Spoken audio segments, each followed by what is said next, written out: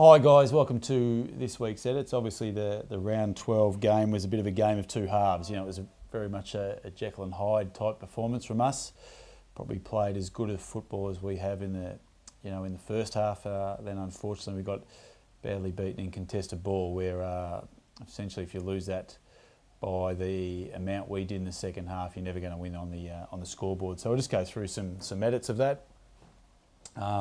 As we said, our second half loss -26, so overall we had 48 contested possessions, they had 74. It's a primarily reason you get outscored 3-4 to 13-7. So the reality is you can do whatever you want. You can move players from A to B. If you get beaten by that amount in a contested ball game, you're going to lose. So that was really disappointing from our behalf. So we'll just go through some vision. You'll see here, this is our first half. This is numbers to the ball. So this is what effectively contested ball is. It's the ability to win the ball, but you generally do that by having an outnumbering impact on the opposition. So you can see here, North Melbourne kicked the ball in. From this situation, you can see we've got 3 players back to help us win the ball in this situation. So you'll see we get some great defensive pressure by Stevie Morris. Matt D then comes in, lays a great tackle, and that becomes a contested ball win for us. So all through the ability to outwork your opposition. Same in the next one here, you'll see Ricky Pettard moving the ball forward. You'll see Dustin Martin here in the top of the screen. Hard to see, I know, but so get a lucky bounce here, but Milesy wins the ball, contested possession win, handball received. So Dustin stays involved in the contest. Once again, you see Nick Vlosten there providing support. Also Tyrone Vickery. Got to get a kick inside 50 here, which you watch. Another good contest here from Jack, and our forwards get a great tackle. Should have been dropping the ball here, but apparently that doesn't exist anymore. And another one. Great tap out. Dustin once again come down to the contest and we get a goal as a result. So all the ability for Dustin to outwork his direct opponent, Nick Del Santo, in that stage and get the ball going our way. Final example in this one. Here you see Ricky Pettard. In this example, who is here, we unfortunately lose a 3v2 contested situation in this example here. So Rick manages to put some good pressure on Lockie Hansen, who kicks the ball.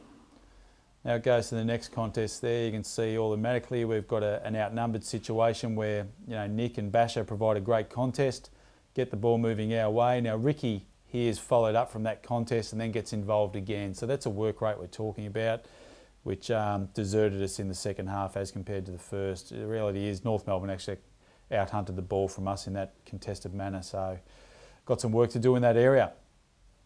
The other one was the inability to restrict Kangaroos' transition. In the first half this was very good, in the second half it fell away. Now obviously they only scored 2 points in the first half. The second half they actually scored 3 goals 3. So we knew that we had to defend very well in this area. You would have seen the pressure in the first half was very good. Once again, the second half we felt like we were defending for longer because we couldn't win contested ball, which then means you become tired as the game progresses. You're not actually getting what we call a rest on offence. So if we look at a couple of these examples, you see Jake Batchelor here. It's in the back of the screen.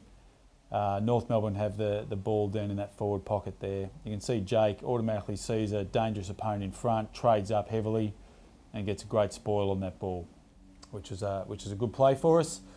You can see here the forwards, you see Milesy putting pressure on, Griffo putting pressure on, fantastic tackle by Milesy.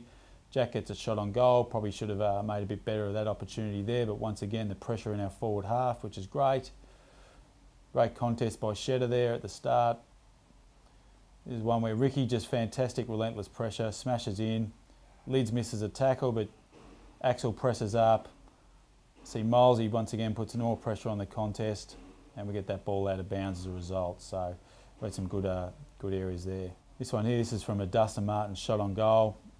We missed the initial contest there, but you watch Matty Thomas, makes good contest, actually puts him into the ball. That's exactly the sort of pressure we've been after and we've been missing in our game for a period of time, so it's good to see that back in. So overall it was a disappointing loss on the day, especially the way we played the first half we're really pleased with, but then to come out and get smashed in contested ball was really disappointing from our point of view. So we'll take some things out of the game about the template we want to play going forward, but more importantly we'll look at some areas to improve for this week's game, and number one on that list will be the contested ball and the compliance to actually get that outnumber at contests, because it's really important for us going forward. Because if we can get that part of our game right, we've got no doubt that we can get the game on our terms. I think there was a stat in The Age, someone told me today, and it's something that we've known a long time in AFL circles, that the top 8 sides are no surprise in the top 8 contested possession ladder as well. So it's really important for not only the way we play the game, but every side within the AFL. So we've got to make sure we win that battle.